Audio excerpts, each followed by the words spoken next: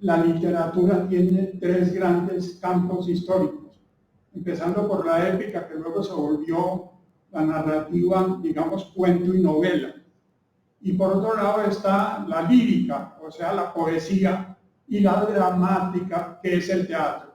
La dramática, como la poesía, tienen dos aspectos. Uno, el aspecto escrito, y otro, la expresión ante el público, porque la poesía también acostumbra realizar, digamos, recitales, comunicando, y hay declamadores especialistas en decir la poesía ante un público. Pero es el teatro el arte que reúne y sintetiza la mayor cantidad de artes, porque hay, digamos, una relación con la pintura en la composición de la escena, una relación con la escultura, los movimientos de los personajes, con la poesía. Es decir, el teatro es una suma de lenguajes que se superponen para crear digamos, una visión crítica de la realidad de cada época. El teatro, desde la tragedia griega, muestra el imaginario colectivo y es una forma, como decía Aristóteles, de sanación de los problemas por medio de la catarsis o purificación, como dice Aristóteles. Y Aristóteles hizo una primera definición de la tragedia que sigue siendo válida para el arte dramático de casi todos los tiempos, la definición de qué es la tragedia y qué la genera. De ahí en adelante, digamos, viene desde Grecia en adelante una rica historia del teatro. Inclusive las sociedades orientales también crearon su teatro. Japón tiene un arte muy refinado en el teatro no, y varios tipos de formas, el kabuki. La India tiene formas muy especiales, el kathakali, distintas formas, pero el teatro europeo a partir de Grecia desarrolla una enorme influencia. En el caso de América Latina, pues los rituales indígenas no se podrían considerar teatro, sino formas parateatrales. Entonces el teatro realmente llega con la conquista. Incluso las obras de carácter indígena, muchas de ellas aparecieron influidas por la llegada de los españoles, y el teatro en general en América Latina llega después del descubrimiento. Las culturas indígenas tenían otros rituales que en algunos casos los intentaron acomodar a la expresión teatral, ¿no? Bueno, entro a hablar ya de los autores del premio Nobel. El primero en recibir el premio Nobel fue el cuarto premio Nobel que se entregó a José María Echegaray. Fue el primer dramaturgo que recibió un premio. Nacido en 1862, muerto en 1916. Era ingeniero, dramaturgo, político y matemático, miembro de la RAE, de la Real Escuela de la Lengua de España. Tiene obras, escribió más de 60 obras de teatro, muchas de las cuales nunca fueron presentadas. Como se anotó en el acta del premio Nobel, su obra dramática rescata los grandes temas nacionales. Sin embargo, los grandes temas nacionales lo dicen en el sentido de que muchas de las obras aluden, por ejemplo, a la defensa del honor que maneja el teatro clásico, a una serie de temáticas que el teatro clásico español manejó. Pero, curiosamente, Echegaray, para el punto de vista de la gente de teatro de su época y de los directores y los grupos teatrales, no fue casi representado. Quizá el Gran Galeotto, como la obra que se destacó más, fue representada, y el resto de las obras no se presentaron por una razón. Los directores de teatro de la época de Echegaray preferían volver a los clásicos, a montar un autor que recreaba el lenguaje de los clásicos, pero en una forma muy, digamos, retórica, declamatoria, que no les interesaba, y entonces preferían montar las obras de Lope, de Calderón, de Tirso de Molina, de los grandes autores del siglo de oro, en vez de montarlas así. Rechazaron en general la gente del teatro de la época, les pareció que el premio a Echegaray no era el que daba cuenta del teatro español. Uno de los que criticó fuertemente ese premio fue don Ramón del Valle Inclán, que en ese momento todavía no había escrito la obra grande de su vida, digamos los grandes esperpentos y el teatro, sino unas primeras obras. A la larga, el autor que más merecería tener el premio Nobel era justamente Ramón del Valle Inclán, que nunca lo recibió. Fue de los autores que quedaron, ¿no? Y don Ramón del Valle Inclán, cuando vio que le daban el premio, él era muy fuerte para decir las cosas, a ver, era muy contundente. Le preguntaron qué le parecía el premio dado a Echegaray y dijo: a mí me parece que es un viejo idiota. Con eso lo sentenció. Bueno, el segundo dramaturgo es realmente un gran poeta, Paul von Heyse. Paul von Heyse fue considerado después, digamos, de Goethe, el gran poeta en lengua alemana. Paul von Heyse escribió un teatro igual en la misma línea de su poesía, un teatro con una influencia romántica y poética. Sobre esto es importante hablar cómo en la lengua alemana, digamos, los grandes clásicos del teatro tienen su período, el siglo de oro español entre los siglos XVI y XVII. El clasicismo francés viene un poco después, con Molière, con los distintos autores, y luego un teatro como el alemán prácticamente se empieza a desarrollar en forma desde el siglo XIX. Influye sobre el teatro de los países del norte de Europa, sobre Polonia y sobre otros países. Pero el teatro de lengua alemana tiene un periplo que se puede sintetizar así. Empieza como un teatro romántico, clásico romántico, pasa al naturalismo y el realismo, y luego viene a desarrollar un género muy específico del teatro de la época, que es el expresionismo, que se da en el teatro como se da en la pintura y en otros géneros, en el cine. En el teatro existen obras como Gas de Georg Kaiser, que es efectivamente una obra de carácter expresionista. Entonces, esto lo vamos a ir viendo en algunos autores que vamos a mencionar ahora. El otro premio Nobel es Mauricio Metternich, un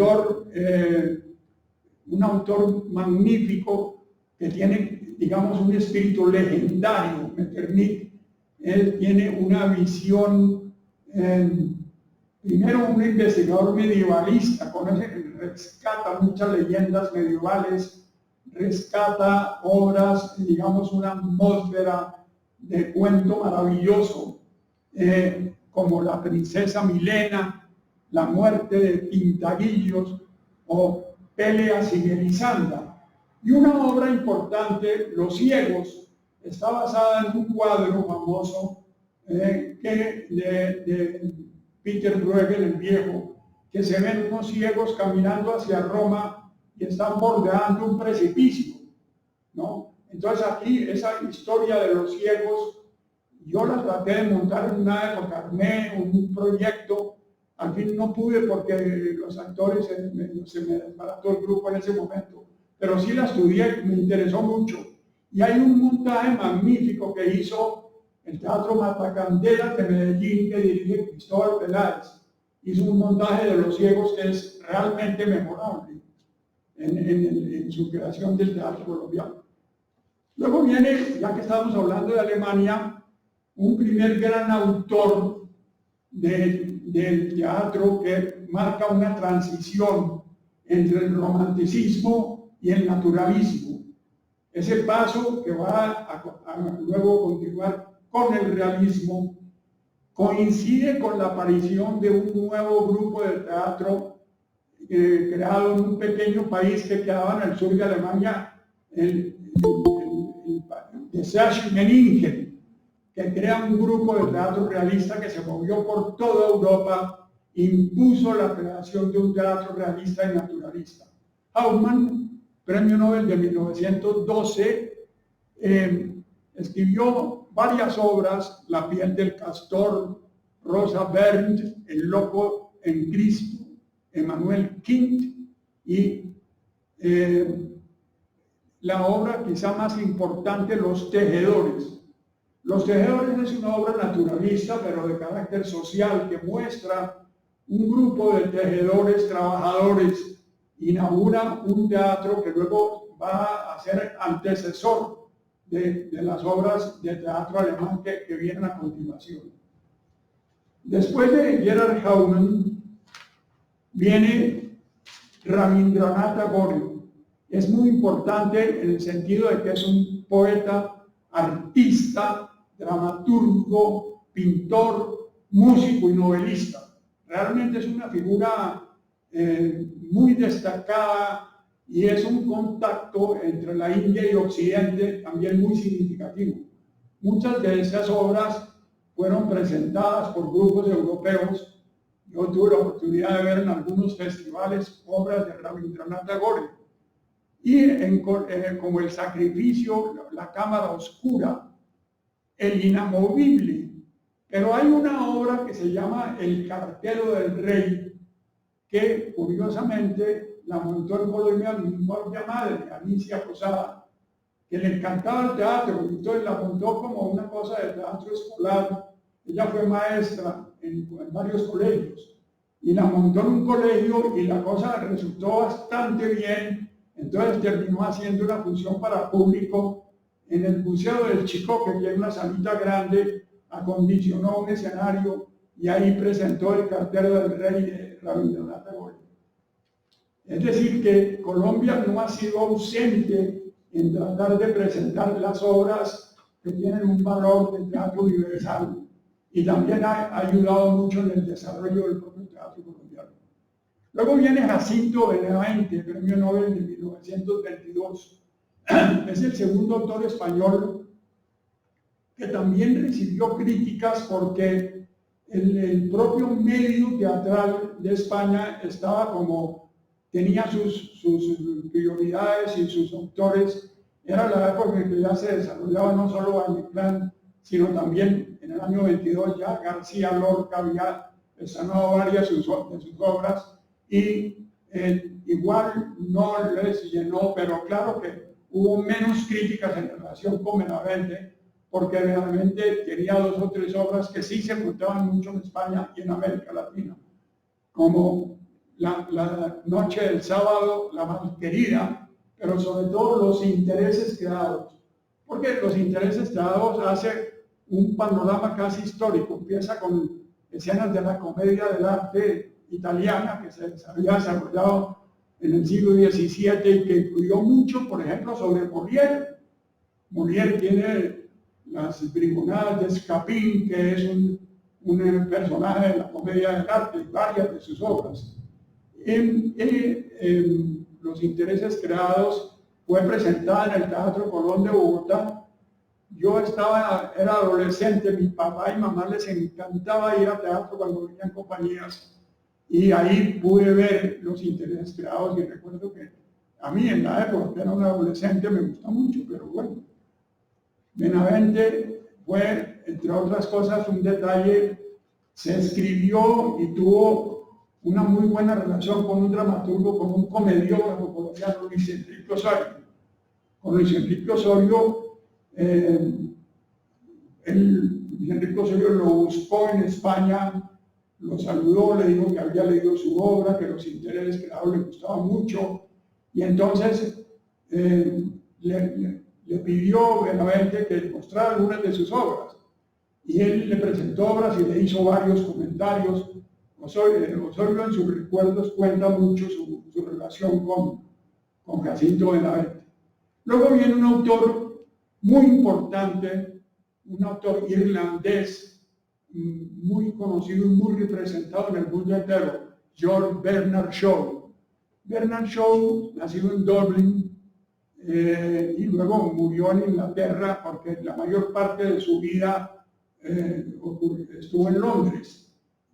Muchas de sus obras fueron estrenadas en los teatros ingleses con muy buena asistencia del público en general. Bernard Shaw era un autor de un humor satírico fuerte, bastante corrosivo, ¿no?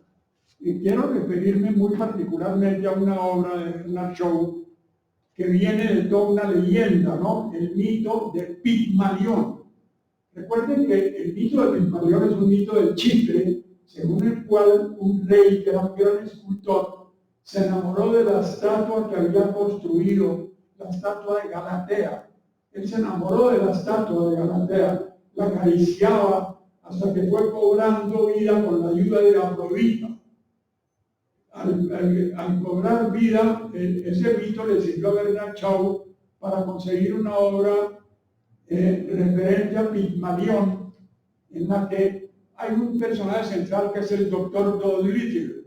El Dr. Dolittle, una noche de lluvia, estaba escondido detrás de un pretil de techo de un edificio, y al lado estaba una joven que empezó a hablar, hablando del mal tiempo, con un lenguaje muy vulgar, muy grosero, muy brusco. Y él, el doctor Little, era un lingüista y un investigador de problemas de la lengua, y quedó muy molesto y le dijo al final: usted habla muy feo, eso no, así no puede realmente desarrollar su inteligencia ni nada con esas palabras tan feas que tiene. Si quiere, yo le enseño nuevas palabras y le mejoro su lenguaje, que eso le va a ayudar en la vida. Ella dijo: no, pues yo hablo así, a mí me gusta como yo hablo. Le dije: sí, pero a nadie más le gusta. Entonces, para usted tener una buena relación social, tiene que aprender a hablar. Y finalmente ella acepta, y él, con un amigo, hace una apuesta. Le dice: nunca vas a poder educar de verdad a esa señora, va a seguir hablando vulgar porque la vulgaridad no se supera. Y el otro dijo: error, yo voy a convertir a esa señora en nada más, vas a ver. Y hacen la apuesta. Y él empieza a hacerle clases y todo hasta que la convierte en nada más. Le enseña cómo vestirse mejor, cómo hablar, que algunos ademanes que tenía así, como de vulgaridad, le decían: no, hable más suave, tiene que tener una cosa más amable, que ayuda a una buena relación con los demás. Y entonces, de esta manera se desarrolló el personaje. Esto dio lugar a la obra Pigmalión, muy representada en Bernard Shaw, pero también a una musical famoso que se llama My Fair Lady, Mi Bella Dama. Y en algunos casos se presenta el musical en vez de presentar la Pigmalión, porque el argumento es el mismo y la obra está bien desarrollada. Con base en esto, un director de cine norteamericano, George Cukor, hizo el montaje de My Fair Lady con la actuación de Rex Harrison y Audrey Hepburn. Audrey Hepburn, que es de por sí muy delicada, uno se la imagina como dama, pero difícilmente como la persona que habla vulgar. Y sin embargo es tan buena actriz que logró dar la doble imagen, ¿no? Bueno, aquí pasamos a otro autor muy también del mismo género de teatro italiano, Luigi Pirandello. Nació en 1867 y murió en Roma el 10 de diciembre de 1936. Es un dramaturgo, novelista, escritor de relatos cortos italiano. Hay, digamos, entre sus obras están La Patente, Vestir al desnudo, Cada uno a su modo, Los gigantes de la montaña. Yo monté dos obras de Pirandello: La Patente, en la Casa de la Cultura, antes de que fuera Teatro La Candelaria. Uno de los primeros montajes que se hicieron en la Casa de la Cultura, que quedaba entre las calles 22 y 20, con carrera 13, en un galpón habíamos hecho un tablado de escenario y ahí funcionó el teatro durante 2 años. Yo junté varias obras ahí. Ahí montó Santiago García Marat Sade de Peter Weiss, entre otras, y montó una obra de Chekhov, La Gaviota, también ahí en ese teatro, antes de pasar al Teatro La Candelaria. Bueno, Pirandello tiene otras obras como Vestir al Desnudo,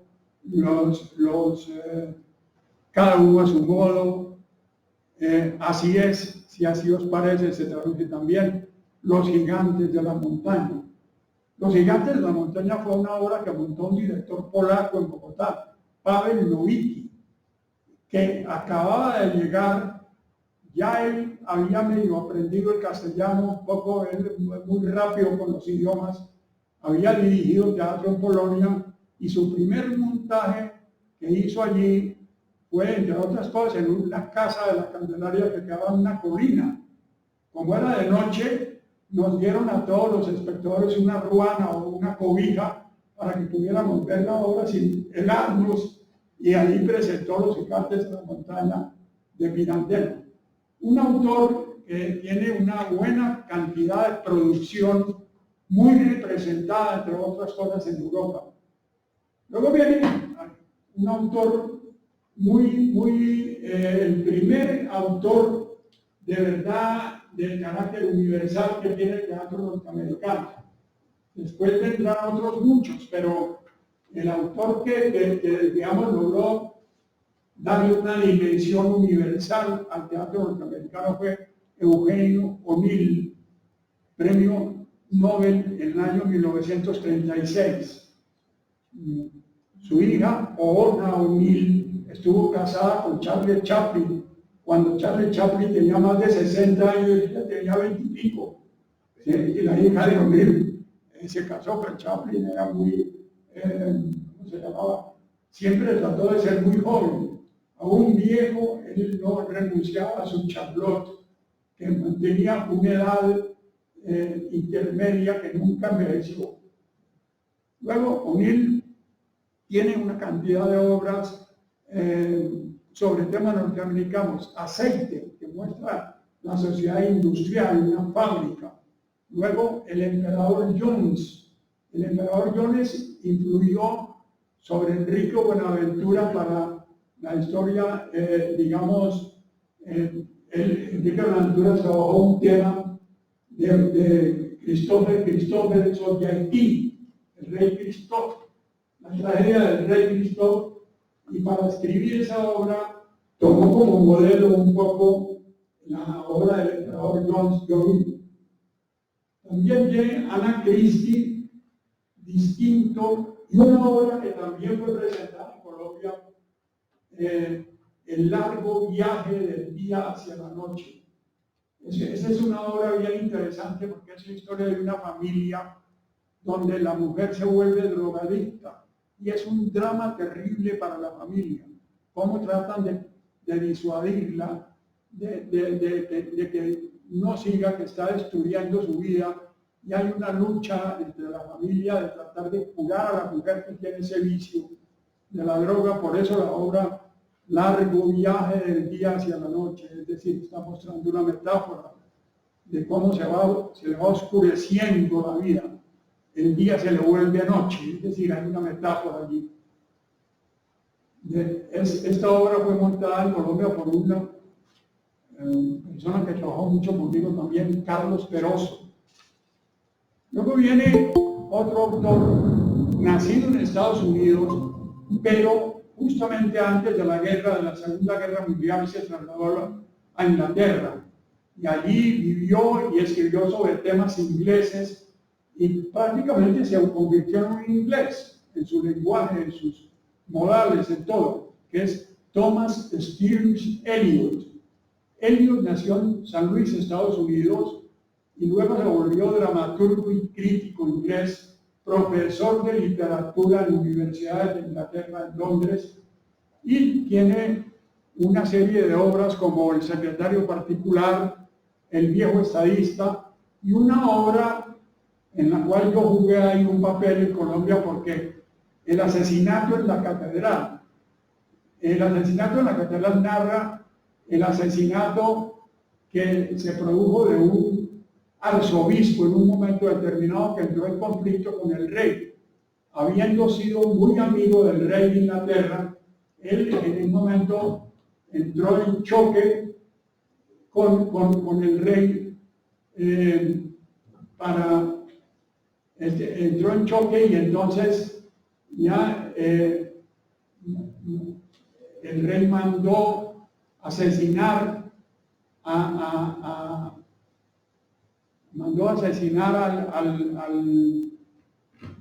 que es el asesinato de Tomás Becket, que luego fue santificado por el Vaticano, Santo Tomás Becket. Esa obra la montamos en Bogotá para inaugurar el salón del Teatro El Búho en el Teatro Odeón en el año de 1967. Y la dirección, digamos, de actores la hizo Fausto Cabrera, que hizo también el papel de Thomas Becket. Yo hice la puesta en escena, o sea, los movimientos de los coros, los desplazamientos. Como venía de haber estudiado en la Escuela de Bellas Artes, pues tenía más, digamos, un manejo del espacio escénico para trabajar.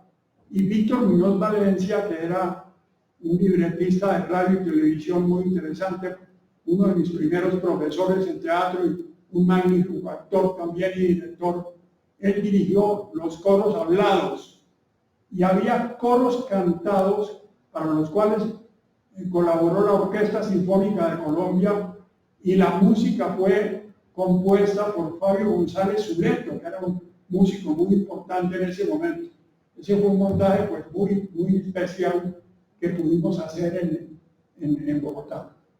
Luego viene Albert Camus, premio Nobel del año 57, novelista, ensayista, filósofo, nacido en Argelia y luego se fue a vivir a París. Era considerado como los pieds noirs, que llaman, que eran como los argelinos que querían pasar como franceses. Entonces, algunos casos lo criticaban porque era un argelino que se trataba de francés. Y en Argelia también decían que él trataba de aparecer que era francés. Y en Francia decían que era un francés que ocultaba su origen argelino, lo que nunca fue cierto. De madre española. Sí. De madre española. De herencia española, sí. El padre era de los que cultivaban, tenía un terreno de cultivos en Argelia. Bueno, nació en Mondovì, en la Argelia francesa, el 7 de noviembre de 1913, y murió joven en un accidente de tráfico. Un amigo lo invitó a que hicieran un paseo por unas montañas en un carro nuevo que había comprado. Pues el carro se estrelló y se mataron los dos, lamentablemente. Bueno, tiene entre obras Calígula, mostrando el tremendo emperador que fue el asesino y loco, ¿no? Calígula había llevado al Senado a su propio caballo. Lo hizo entrar al Senado diciendo que era más inteligente que los demás senadores. Luego tenía El Malentendido. El Malentendido es una obra también mostrando como el absurdo que ocurre en un momento por un equívoco. Terminan matando a una persona porque hay un mal entendimiento de lo que ha pasado. Luego, Estado de Sitio, que muestra un poco ese mundo de la preguerra o del inicio de la Segunda Guerra Mundial. Y Los Justos, que también toca ese tema relacionado con la guerra. Luego viene otro autor polémico que tuvo mucha influencia sobre la juventud en muchos momentos, que es Jean-Paul Sartre. Sartre, el premio Nobel del año 64, rechazó el premio Nobel. Sartre tenía unas consignas, él no está escribiendo literatura ni filosofía para tener premios ni para ganar dinero. Él contestó como muy soberbio, no rechazó el premio. El único autor que yo recuerde que rechazó el premio Nobel, con el otro caso que le tocó rechazarlo porque fue el caso de Boris Pasternak, que los soviéticos le dijeron que no podía, que ese premio era reaccionario y era del mundo capitalista, y Pasternak, para sobrevivir ahí, pasó una renuncia de su obra que había ganado el premio Nobel. Bueno, el caso de Sartre tiene obras muy representadas también: La puerta cerrada, Muertos sin sepultura, Las manos sucias, Nekrasov. Muchas de estas obras tienen una influencia grande en la Segunda Guerra Mundial, donde él le tocó participar como militar. Le tocó prestar el servicio militar y en un momento estuvo en campaña. Bueno, logró salir vivo. Es conocidísimo toda su relación muy extraña y muy con Simone de Beauvoir,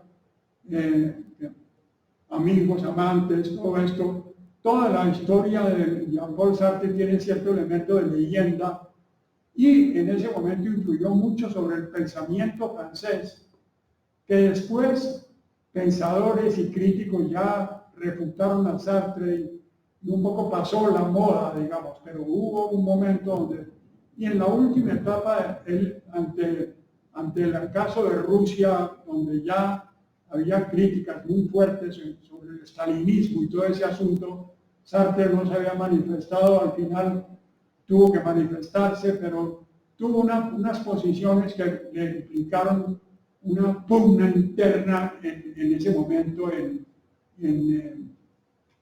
Francia. Hay muchos pensadores de América Latina fueron muy influidos, entre otras los nadaístas de Colombia, Gonzalo Arango y todo, tenían a Sartre como su ícono, así de. Luego viene una escritora que ganó el premio Nobel, más que todo, nació en Berlín, en Schönberg, en Alemania, el 10 de diciembre de 1891, y murió en Estocolmo en 1970, Nelly Sachs. Ella escribió algunas piezas de teatro y también escribió varios relatos. La obra que más se destacó de ella se llamaba La pasión de Israel, que, digamos, yo creo que actualmente vuelve a cobrar una importancia en la medida en que está mostrando el drama del pueblo israelí, pero también la reflexión sobre el antisemitismo. Y esto en un momento tan complicado como lo que está pasando entre Israel y el mundo palestino, vuelve a cobrar una importancia, porque claro, una cosa es que el pueblo israelí tiene derecho a la defensa, pero las matanzas que ha hecho en Gaza y todo ya se extralimitaron, porque Netanyahu ya entró a asumir una actitud criminal. Entonces eso ha generado una polémica terrible en el mundo, y de alguna manera una obra como esta obra de Nelly Sachs mostraba un poco el drama del pueblo que tiene en principio el pueblo judío. Creo que hoy día la polémica sobre lo de Palestina sigue estando. El presidente Petro y el presidente de Chile han estado también en el punto de romper relaciones, y los grandes autores israelíes siempre hablaron de que los problemas había que resolverlos mediante el diálogo, buscando la paz, y muy particularmente los problemas en Israel, porque, a ver, el Estado de Israel no existía. Durante muchos años los judíos no tenían país, el único país que tenían era el Antiguo Testamento, la Torá, parte de la Biblia, su manera de entenderla. Ese era su país, un libro. Pero al fin, ¿quién planteó que Israel se creara en esa zona y que se creara un Estado propio? No me dicen quién fue. Benjamín, ¿qué país? No, para la creación de Israel. Es que hubo un país que propuso, que se creara. ¿Ah? No, Colombia propuso. No, perdón. No, un país. Me has preguntado y te voy a contestar. En 1948 todo indicaba que los Estados Unidos se iban a oponer a la creación del Estado de Israel, pero la semana anterior a la elección o a la reelección de Truman, en la semana anterior a él habló con los judíos y los judíos voltearon los periódicos y él volteó la posición y entonces Truman aceptó que se creara el Estado de Israel. La delegación colombiana encabezada por Alfonso López Pumarejo y Eduardo Zuleta votaron en contra de la creación del Estado de Israel y dijeron que el haber dejado por fuera a Palestina iba a crear un problema más grave que el que se pretendía solucionar. Eso es lo que yo he leído en las actas de Naciones Unidas. Se propuso la creación en Palestina, en esa zona, y que propuso la creación del Estado de Israel, no fueron ni Inglaterra ni los Estados Unidos, como le decía, sino Rusia. Así. Y la razón es que Rusia también tenía una cantidad de judíos y quería salir de ellos, Stalin, eso no fue por ayudar a los judíos, sino por salir de los judíos que tenía en Rusia. Y, sí, y allí se creó el Estado de el Israel. delegado en Naciones Unidas y propuso la creación del Estado de Israel. Pero los Estados Unidos iban a votar en contra de la creación del Estado de Israel y la elección de Truman fue la que volteó los periódicos y volteó la posición de Estados Unidos. Bueno, pero mira tú cómo sigue siendo periódico, te lo digo, de todas maneras, ¿no? Bueno, luego viene uno de los grandes dramaturgos contemporáneos. A mi modo de ver es quizá el principal o uno de los más importantes, que es Samuel Beckett. Samuel Beckett es autor irlandés, nacido en Dublín el 13 de abril de 1906 y muerto en París en 1989. Samuel Beckett había sido secretario de James Joyce y resulta que una hija de Joyce se enamoró de Beckett y empezaba a asediarlo, a buscarlo todos los días y él desesperado renunció al cargo de asistente de James Joyce y se fue para París. Y ahí vivió el resto de su vida y se volvió un autor francés. Aprendió la lengua francesa, escribió todo en francés y ahí inició una nueva vida. Entre las obras, la primera que escribió se llama Eleuteria, una obra que fue publicada muchos años después. Yo la vine a conseguir en una edición que acababa de salir. Y luego la gran obra de Beckett, Esperando a Godot. Luego escribió Fin de Partida, Play, La Última Cinta y Los Días Felices. Todas estas obras, con excepción de Eleuteria, se han montado en Colombia. Digamos, Fin de Partida, Esperando Godot, perdón, fue montada por muchos autores, pero en París en el año 1953 la montó un director que se llamaba Roger Blanc. Roger Blanc era un director de mucho prestigio en ese momento. Samuel Beckett estuvo en los ensayos porque, claro, él quería que no se fueran a sobrepasar en ningún asunto. Beckett era un autor muy austero. Él no quería que se hiciera algo excesivo en ninguna forma, que los actores declamaran, que recitaran los poemas, no, tenían que decirlos en un tono serio, sin demasiada emoción. Esperando Godot tiene toda una serie de características que luego la pregunta ¿quién es Godot? Quedaba en el aire. Godot, como God en inglés quiere decir Dios, espera de Dios. Beckett decía, si les parece eso, pues eso es problema de ustedes, no mío. ¿Quién es Godot? Dijo, yo no sé mucho porque nunca llega. Entonces, claro, hay una frase característica de la obra donde dos personajes que se llaman Vladimir y Estragón, vestidos con unos ropajes medio rotos, un poco sucios, están al lado de un puente. Muchos críticos dijeron que esto, como fue una obra estrenada pocos años después de la Segunda Guerra Mundial, parecerían dos de los antiguos, digamos, militares o gentes que habían sido perjudicadas por la guerra y que no habían logrado reubicarse en la sociedad. Y entonces son unos desplazados realmente. Y están allí, al lado de un puente, y se llaman Vladimir y Estragón. Vladimir le dice, vámonos. Estragón le dice, no podemos. ¿Por qué? Esperamos a Godot. es verdad.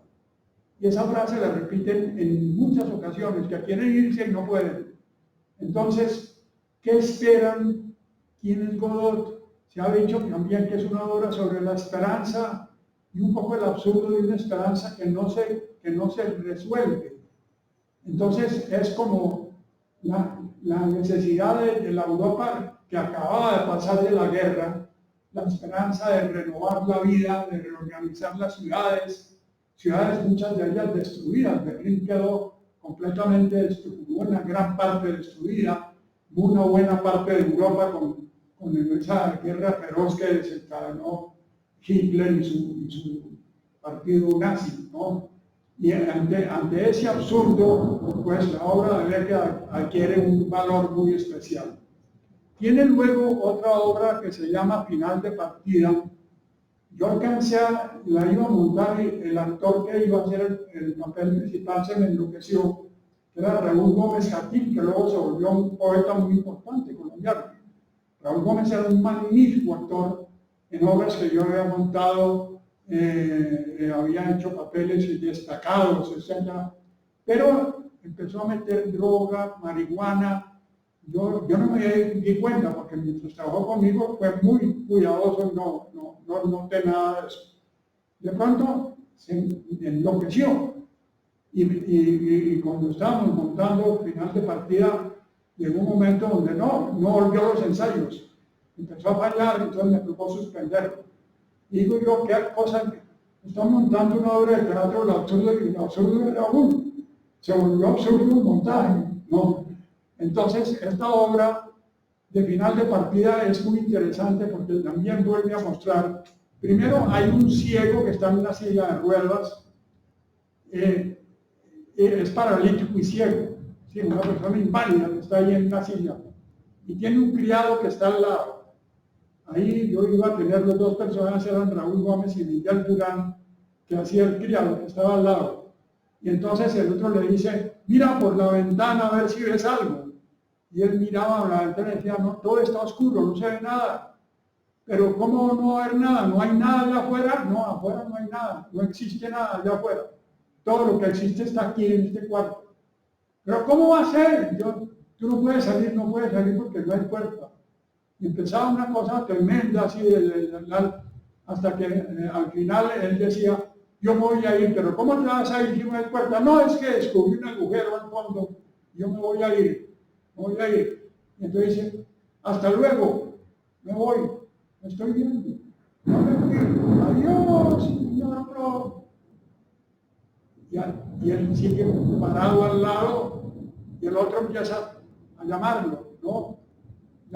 Que ven, ¿dónde estás? ¿Dónde estás? Contéstame, ¿dónde estás? Ahí termina la obra. El otro no está, pero está. Es decir, es un juego de teatro, de significación, de elementos del absurdo, etc. Tiene otra obra que se llama Play, que montó Santiago García, Play o Acto, con 3 personas metidas en unas canecas de basura. Y en un momento saca uno la cabeza y dice una frase y luego la esconde, otro responde y saca la cabeza y dice otra frase, y así. Ese juego lo usaba Santiago García, lo que hizo fue, no escondían la cabeza, digo, los 3 tenían, el teatro estaba oscuro, cada uno tenía una linterna, cuando hablaba encendía la linterna y salía la luz, y cuando hablaba al otro, se encendía la linterna igual, iban pasando la voz, entonces se oía como una pequeña sinfonía. Tú dices, no, yo digo, sí, no, porque sí, tal vez, quizá. Entonces jugaban con las palabras, como un bombardeo de palabras hasta que se iba tratando de buscar un sentido, un juego entre el sinsentido y el sentido. Muy interesante la obra.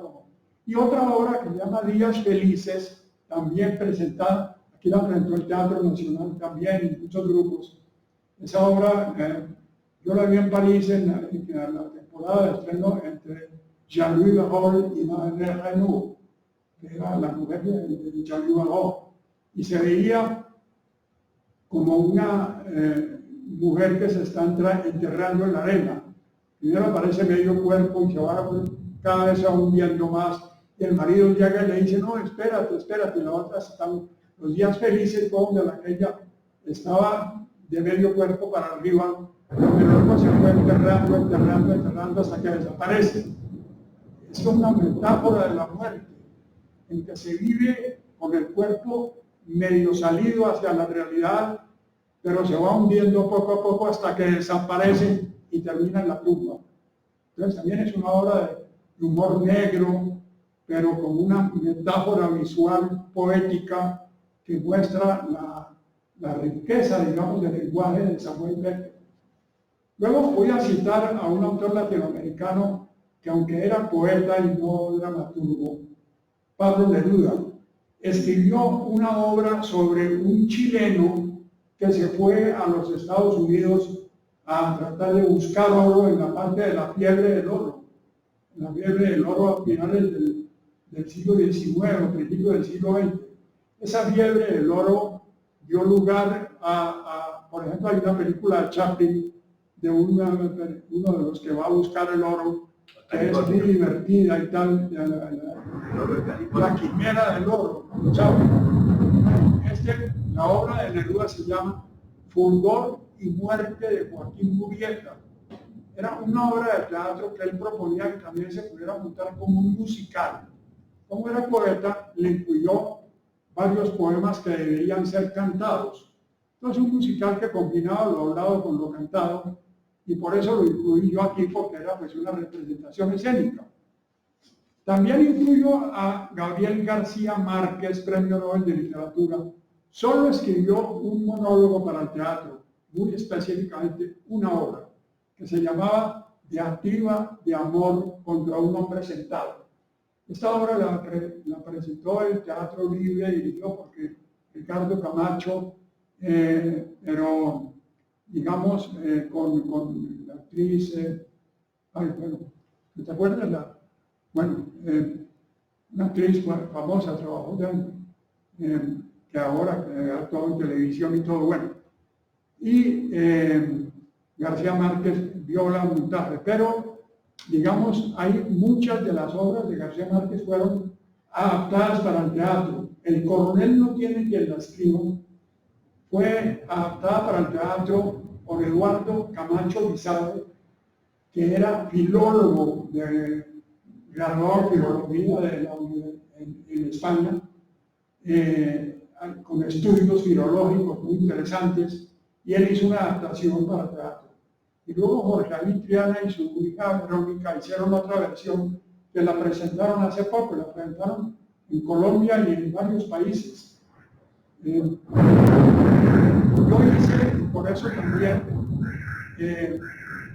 incluía a García Márquez, porque monté un espectáculo que se llamaba Los funerales de la Mama Grande y otros cuentos sobre Macondo.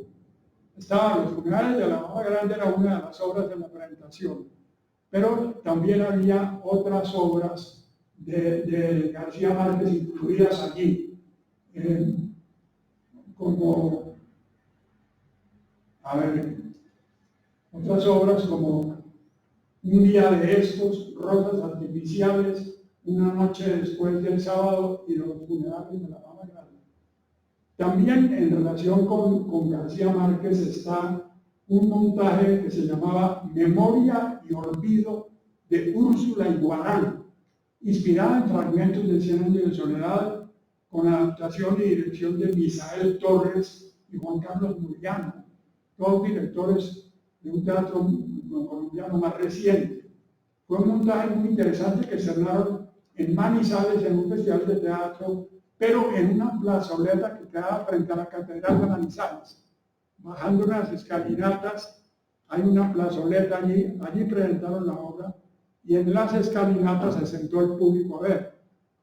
Bueno, luego viene el otro autor. Perdón, Carlos José. Harold Pinter.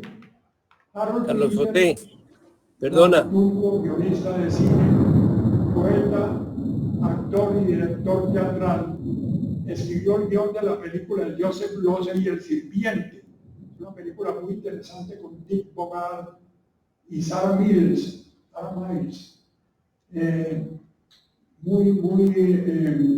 Digamos, una muy buena película, pero Harold Pinter es un autor, digamos, que produce en el teatro inglés una transición muy influido de alguna manera por Chekhov, en el sentido de darle valor a los silencios en el drama. Muchas veces el contenido está en las pausas, no en los parlamentos. Es decir, lo que indica cuando hay una pausa y se queda uno mirando al otro, hay una especie de subtexto del gesto, del significado oculto que tiene un texto teatral. El texto teatral tiene como una doble lectura, lo que se dice y lo que se oye. Y la segunda lectura, lo que se significa con lo que se llaman los lenguajes no verbales. La mirada, las pausas. Digamos, hay obras como algunas de las obras de Chekhov, donde en un momento determinado había una escena donde estaban varios personajes y, digamos, entraba una chica que traía un samovar en un aparatico con ruedas que iba a traer el samovar para llevarles el té a la gente que estaba allí. Y cuando la chica veía que ahí estaba un médico del cual ella estaba enamorada, empezaba a temblar y entonces el temblor de ella era más importante que las palabras que se estaban diciendo. Es decir, el gesto, los sonidos, la mirada, las pausas, todo eso es lo que se llama el contenido latente de una obra de teatro muy importante en la representación. Bueno, luego viene otro autor que es la representación de un tipo de teatro que conecta varias épocas, el italiano Dario Fo.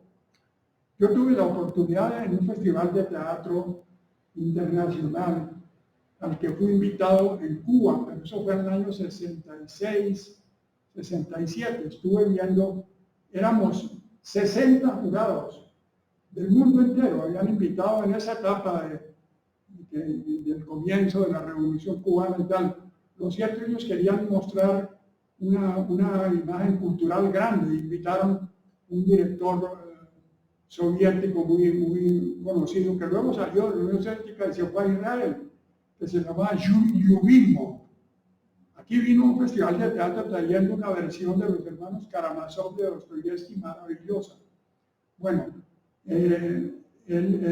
digamos, Dario Fo estuvo también en La Habana, allí lo conocí. Y como yo estaba jurado también, yo tenía en ese momento como 21 años, y no, menos, eso fue en el 67, no, eso fue en qué año, un momentico, 67, pues estaba muy joven. Y ahí conocí a Dario Fo, hablé con él algunas veces, porque era muy simpático y todo. Él hacía un teatro uniendo, digamos, gestos, improvisaciones con etapas del teatro italiano, como la comedia del arte. Usó mucho la comedia del arte y luego empezaba a hacer un teatro a donde fuera. De pronto iba, digamos, a un sitio, inventaba una obra ahí viendo a la gente alrededor y todo. Yo le aprendí mucho a Dario Fo sobre eso, de la improvisación, ¿no? Entre las obras tiene, por ejemplo, una que es como una sátira al descubrimiento de América, que se llama Tres carabelas y una casi carabela. La culpa siempre es la de ellos, como diciendo, el culpable es el otro, ¿no? Gran pantomima, misterio bufo, esa sí tiene un texto más grande y tiene mucho que ver con la comedia del arte también. Y la obra como texto más conocida es Muerte accidental de un anarquista. Sobre Dario Fo, cuando vino a Colombia, que lo trajo Gloria Sea, que estaba en ese momento dirigiendo por Cultura, lo trajo y hizo un recital y presentó uno de sus espectáculos, lo presentó en el Teatro Colón. Fue una función con mucho éxito y luego yo entré al escenario a saludarlo. Claro, se acordaba de mí porque habíamos hablado bastante y todo. Y entonces le dije que me gustaría invitarlo a comer a la casa. Y dijo, ¿a comer? ¿A mangiare? Sí, a mangiare, claro. Entonces, tal día, tal hora, a las 7 de la noche. Allá llegó a la casa. Yo en ese momento estaba viviendo en la 135 con carrera 36 por abajo.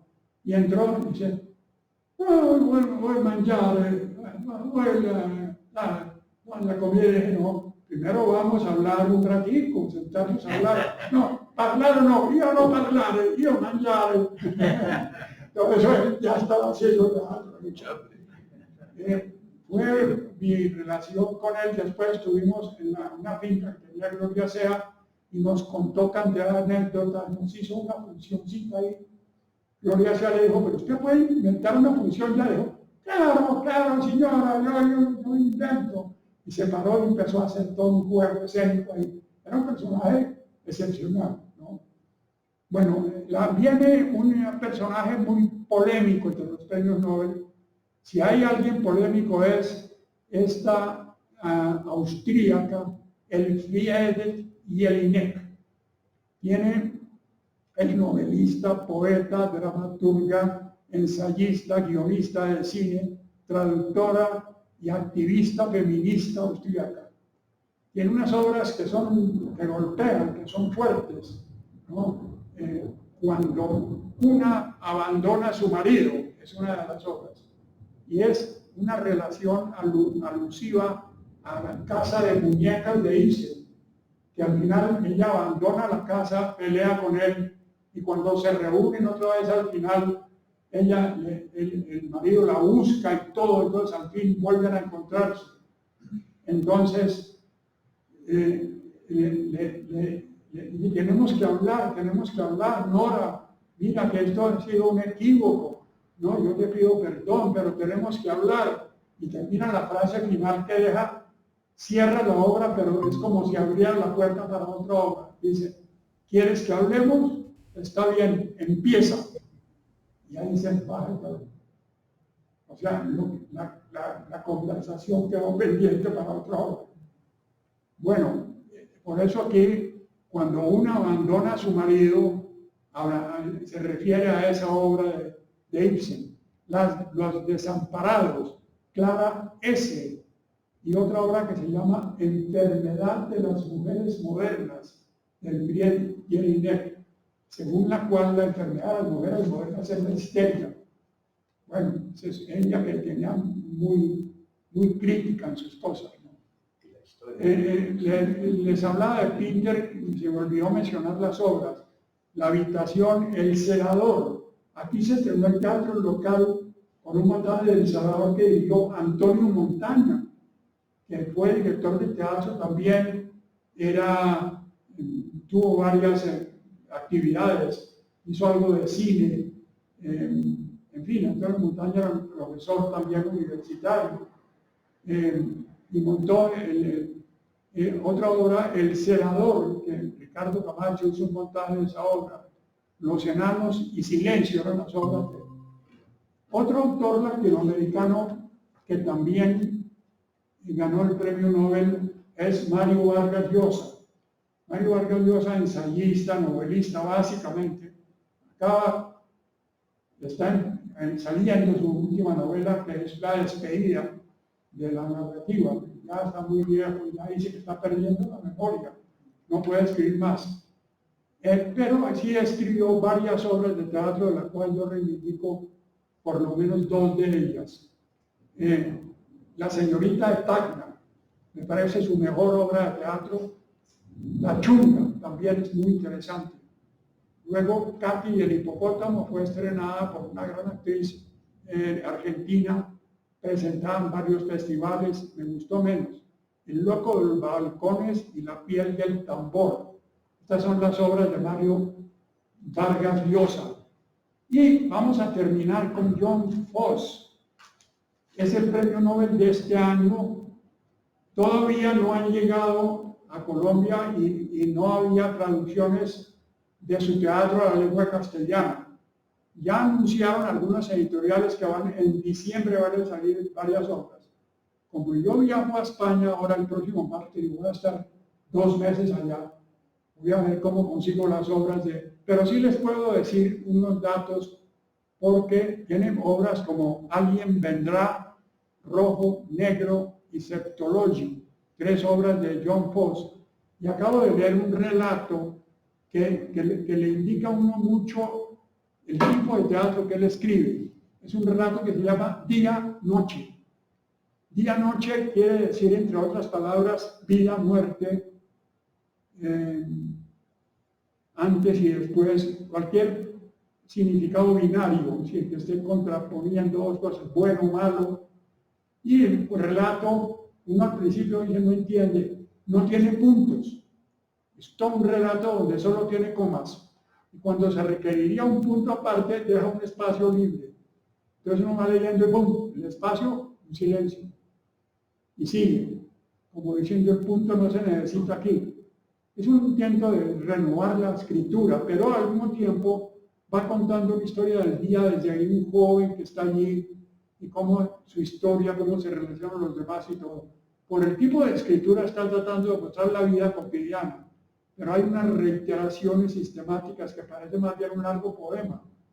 Por eso es un relato que se podría decir en teatro, como una narrativa de unos personajes hablando lo que hablan allí, tratando de reconstruir la vida cotidiana de una familia de 2 personajes, básicamente, personaje y su hija, y un amigo con el que tiene alguna relación, le va a cortar el pelo al amigo a su casa, y bueno, ahí convienen varias cosas.